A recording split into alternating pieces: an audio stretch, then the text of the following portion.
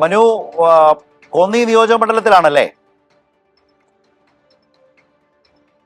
അതെ അതെ Sarath, good morning. Konni നിയോജക മണ്ഡലത്തിലാണ്. രാവിലെ ഈ യാത്ര ഇങ്ങനെ മുന്നോട്ട് പോവുകയാണ്. സത്യം പറഞ്ഞാൽ ഞാൻ MLA ഓടിച്ചിട്ട് പിടിച്ചു എന്ന് പറയാം, കാരണം അത്രമാത്രം തിരക്കാണ്.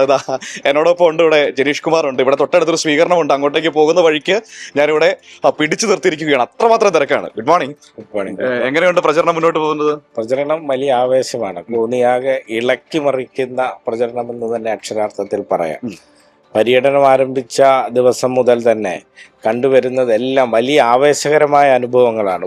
രണ്ട് തെരഞ്ഞെടുപ്പിൽ മത്സരിക്കുമ്പോഴും ലഭിക്കാത്ത തരത്തിലുള്ള വലിയ ആവേശകരമായ അനുഭവമാണ് ഉണ്ടായിക്കൊണ്ടിരിക്കുന്നത്. ഇപ്പോൾ പല സ്ഥലങ്ങളിലും ചെല്ലുമ്പോൾ അവിടെ സന്യാസിനിമാർ, മറ്റ് പുരോഹിതർ, രാഷ്ട്രീയത്തിനപ്പുറമുള്ള ആളുകൾ എല്ലാം കാത്തുനിന്ന് നൽകുന്ന ഒരു സ്വീകരണം വലിയൊരു ആവേശം തന്നെയാണ്. അപ്പൊ നമ്മൾ ഈ നിൽക്കുന്നതിന് കുറച്ചപ്പുറയാണ് മെഡിക്കൽ കോളേജ് ഉള്ളത്.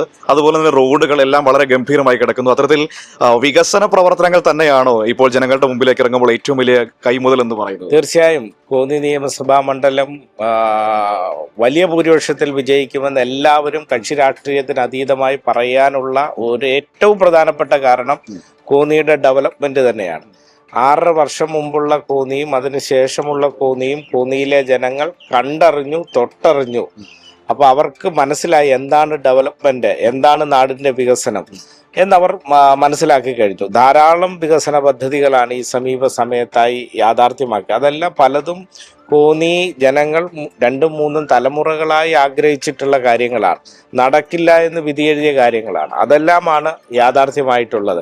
അപ്പം അതുകൊണ്ട് തന്നെ ജനമാകെ വലിയ സന്തോഷത്തിലാണ്. അവരുടെ ഭാവി തലമുറയ്ക്ക് വേണ്ടി ചെയ്യുന്ന ഈ ഡെവലപ്മെന്റിന് പിന്തുണ കൊടുക്കണമെന്നുള്ള വലിയ ഉറച്ച വിശ്വാസത്തിലും ഉറച്ച പ്രവർത്തനത്തിലുമാണ് അവരെല്ലാം. എന്നെല്ലാം അത്ഭുതപ്പെടുത്തുന്നത്, നാളിതുവരെ ഇടതുപക്ഷ പ്രസ്ഥാനത്തിന്റെ ഒരു പരിപാടിക്ക് വരാത്ത ആളുകൾ പോലും ഇടതുപക്ഷത്തിന്റെ വിജയത്തിന് വേണ്ടി വീട് കയറുന്ന തെരഞ്ഞെടുപ്പ് പ്രവർത്തനത്തിൽ എന്നെക്കാട്ടിൽ ആത്മാർത്ഥതയിൽ പ്രവർത്തിക്കുന്ന, ഞാൻ പലപ്പോഴും വീട്ടിൽ ചെല്ലുമ്പോൾ പല ആളുകളും കോൾ ചെയ്യുമ്പോൾ അവര് വീട്ടിലല്ല, അവർ പ്രചരണത്തിന് പോയിരിക്കുകയാണ്. അത്ര ഒരു വലിയ ആവേശകരമായ അനുഭവമാണ്. ഇപ്പോൾ ജനീഷ് വരുന്നത് ഒരു മലയോര മേഖലയിൽ നിന്നാണ്, സീതത്തോട് എന്ന് പറയുന്ന സ്ഥലത്തു നിന്നാണ്. സ്വാഭാവികമായിട്ടും ഈ മലയോര ജനതയുടെ ഒരു വലിയ പ്രശ്നങ്ങൾ വന്യമൃഗങ്ങളൊക്കെ ആയി ബന്ധപ്പെട്ടുണ്ട്. ആ വിഷയങ്ങളിലൊക്കെ ഇടപെടാൻ കഴിഞ്ഞിട്ടുണ്ടോ? എന്താണ് അതിനെക്കുറിച്ച് പറയാനുള്ളത്? തീർച്ചയായും വന്യജീവി ശല്യം ഒരു വലിയ പ്രശ്നമായി നിൽക്കുന്ന ഒരു മണ്ഡലമാണ് കോന്നി എന്ന് നമുക്ക് എല്ലാവർക്കും അറിയാം.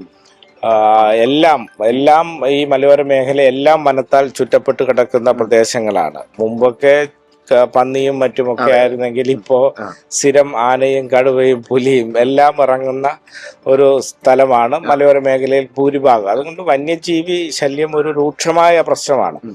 അപ്പോൾ അവിടെ ഒരു സ്റ്റേറ്റ് ഗവൺമെന്റിന് എന്തെല്ലാം ചെയ്യാൻ കഴിയുമോ അതെല്ലാം അവർക്കൊപ്പം ഒരു MLA എന്ന നിലയിൽ അവർക്കൊപ്പം ചേർന്ന് നിന്നുകൊണ്ട് പ്രവർത്തിക്കാൻ കഴിഞ്ഞ കാലങ്ങളിൽ കഴിഞ്ഞിട്ടുണ്ട്.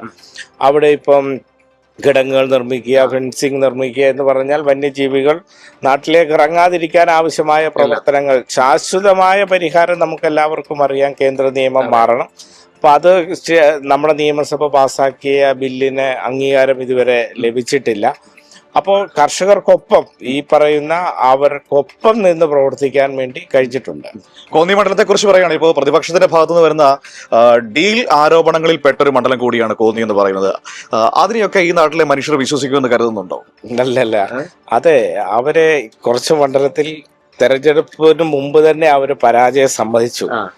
അപ്പൊ ആ പരാജയം സമ്മതിച്ചതിന്റെ ഭാഗമായിട്ട് പറയുന്നതാണ് ഇത്തരം ആരോപണങ്ങൾ. ഇതെല്ലാം ജനം എന്തായാലും കണ്ടുകൊണ്ടിരിക്കുകയാണ്. ആരാണ് ഡീൽ ഉറപ്പിച്ചതെന്നും ഡീൽ ചെയ്യുന്നതും ഒക്കെ തെരഞ്ഞെടുപ്പിന് ശേഷം കൂടുതൽ ബോധ്യപ്പെടും.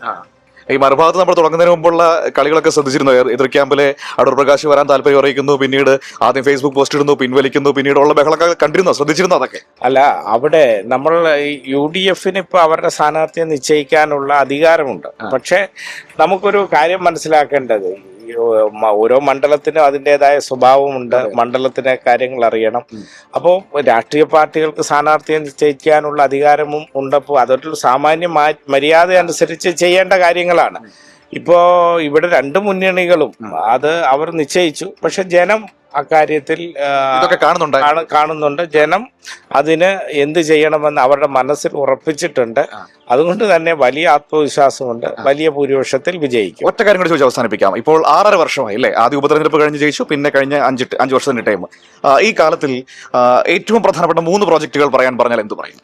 അല്ല, ഒരുപാടുണ്ട്, അതെനിക്കറിയാം. എന്തായാലും അല്ല, ഏറ്റവും സംതൃപ്തി തോന്നിയിട്ടുള്ള നിരവധിയായ പ്രവർത്തനങ്ങളുണ്ട്. കാരണം ഞാൻ ഈ മണ്ഡലംകാരനാണ്. എൻ്റെ മുത്തച്ഛൻ മുതൽ ആഗ്രഹിക്കുന്ന കാര്യങ്ങൾ അത് നടപ്പിലാക്കാൻ കഴിയും എന്ന് പറയുമ്പോൾ അത് വല്ലാത്തൊരു ആത്മസംതൃപ്തിയാണ് ലഭിച്ചുകൊണ്ടിരിക്കുന്നത്.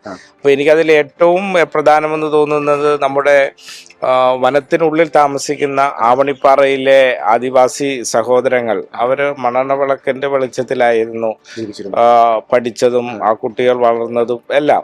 33 കുടുംബമേ ഉള്ളൂ.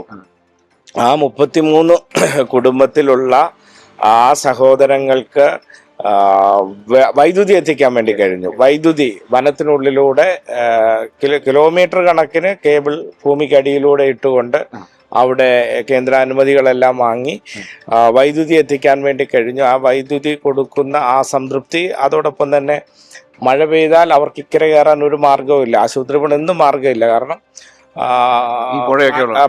പുഴ കടന്നായിരുന്നു. ഇപ്പൊ അവിടെ നമുക്ക് പാലം നിർമ്മിക്കാൻ വേണ്ടി കഴിഞ്ഞു. അതൊക്കെ വലിയൊരു ആത്മസംതൃപ്തി ലഭിക്കുന്ന കാര്യങ്ങൾ. അതോടൊപ്പം തന്നെ കോന്നിയുടെ ഈ മലയോരം വനത്തിനുള്ളിലെല്ലാം ധാരാളം ആദിവാസി സഹോദരങ്ങൾ താമസിക്കുന്ന സ്ഥലമാണ് കോന്നി. അവിടെയെല്ലാം അവർക്ക് ഭൂമിയുടെ രേഖ കൊടുക്കാൻ കഴിഞ്ഞു. അവർക്ക് ഭൂമിയുടെ അവകാശങ്ങളിൽ രേഖ കൊടുക്കാൻ വേണ്ടി കഴിഞ്ഞു. അങ്ങനെയുള്ള അവർക്കൊപ്പം ചേർന്ന് അവർ പലരും ഇപ്പൊ ചെല്ലുമ്പോൾ പേരെടുത്ത് വിളിക്കുമ്പോൾ എനിക്ക് അങ്ങോട്ടും ഇങ്ങോട്ടും വിളിക്കാൻ കഴിയുന്ന ഒരു ആത്മബന്ധം. മുമ്പൊന്നും അവർ MLA മാരെ കണ്ടിരുന്നില്ല. അപ്പൊ ആ ഒരു ബന്ധം ഉണ്ടാക്കിയെടുത്തു. അതൊക്കെ അവരിൽ ലഭിക്കുന്ന സ്നേഹം ഒക്കെ വലിയ സംതൃപ്തി ലഭിക്കുന്ന കാര്യങ്ങളാണ്. പിന്നെ ഏറ്റവും പ്രധാനപ്പെട്ട കോന്നി മെഡിക്കൽ കോളേജ് തന്നെയാണ്. മെഡിക്കൽ കോളേജ് 2014 ഉപേക്ഷിച്ചു പോയതാണ്. 2012 തുടങ്ങി 15 പൂർത്തീകരിക്കുമെന്ന് പറഞ്ഞു. 14 ഉപേക്ഷിക്കാൻ കാരണം കരാർ കമ്പനിക്ക് പൈസ കൊടുത്തില്ല. ആ കാരണത്താൽ ഉപേക്ഷിച്ചു പോയി. മെഡിക്കൽ കോളേജ് ഒരു സ്വപ്നമായി കോന്നിക്കാരുടെ മനസ്സിൽ നിൽക്കാൻ നടക്കില്ല, അതൊന്നും നടക്കില്ല. അവിടെ നിന്നാണ് സംസ്ഥാന ഗവൺമെന്റ് 352 കോടി രൂപ കിഫ്ബിയിൽ നിന്നും അനുവദിക്കുന്നതും വളരെ വേഗം വളരെ പെട്ടെന്ന് തന്നെ അടിസ്ഥാന സൗകര്യങ്ങൾ ഒരുക്കിയതുമെല്ലാം. 2022 നാഷണൽ മെഡിക്കൽ കമ്മീഷന്റെ അംഗീകാരം നേടിയെടുത്ത ആ നിമിഷം ഒരിക്കലും മറക്കാൻ കഴിയാത്ത ഒരു നിമിഷം. വളരെ വേഗം അടിസ്ഥാന സൗകര്യങ്ങളെല്ലാം വളരെ വേഗം ഒരുക്കിക്കൊണ്ടാണ് ആ മെഡിക്കൽ കോളേജ് യാഥാർത്ഥ്യമാക്കിയിട്ടുണ്ട്. അപ്പോൾ ഓക്കെ, താങ്ക് യു, എല്ലാ ആശംസകളും. ഓക്കെ, ഒരുപാട് സന്തോഷം. അപ്പോൾ ശരദ, അതിൽ ഏറ്റവും പ്രധാനപ്പെട്ട കാര്യം ഈ വികസന കാര്യങ്ങളെ കുറിച്ച് 3 പ്രോജക്റ്റുകളെ കുറിച്ച് ചോദിക്കുമ്പോൾ ഈ വമ്പൻ വികസനങ്ങൾക്കൊക്കെ അപ്പുറത്തേക്ക് അദ്ദേഹം പറയുന്നത് ഏറ്റവും സാധാരണക്കാരായ മനുഷ്യരുണ്ടല്ലോ, അവരിലേക്ക് ഇറങ്ങിച്ചെല്ലാൻ കഴിഞ്ഞു, അവരുടെ ആവശ്യങ്ങൾ നിറവേറ്റാൻ കഴിഞ്ഞു എന്നതാണ്.